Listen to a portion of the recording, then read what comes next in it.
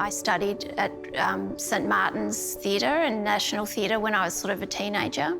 I think from watching TV from a young age and always watching the Oscars and thinking, wow, one day I'd love to do something like that. So I would always be in school plays and audition for plays when I got to high school.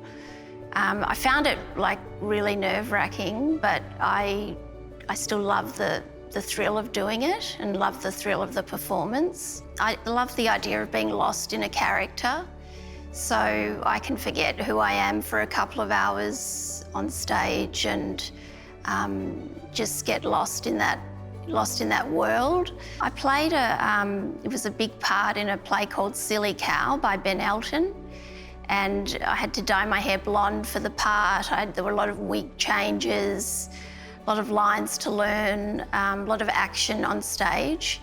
So yeah, that was challenging, but you know, equally just as rewarding because it was such a big part. When you're singled out at the end in your curtain call because you've had most of the lines and you've been on stage most of the time, it feels really rewarding. Yeah, you sort of waiting to go on like in the wings, it's really nerve-wracking and you sort of think why you put yourself through it, but then you know, you feel the audience out and then you get your curtain call and it's great, you know, it's the biggest rush. I just love being listened to, you know.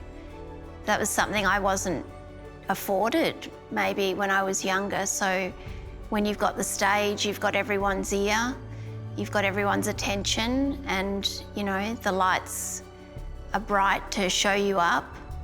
So it's a miraculous feeling. 1 in 4 Australians will struggle with alcohol, drugs or gambling in their lifetime. Just one part of Jacky's story is her lived experience with alcohol addiction, but it's often the only part that people choose to see.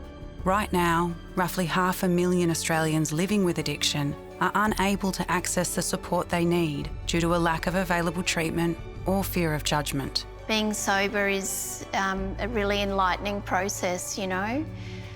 It's a hard, raw process, but it's so important. And in some ways, I still feel like that sort of 15-year-old girl that stopped growing when she started to drink, and now I'm, you know, still growing up. Discover the real stories of addiction without the stigma. Share your story, and together, let's rethink addiction.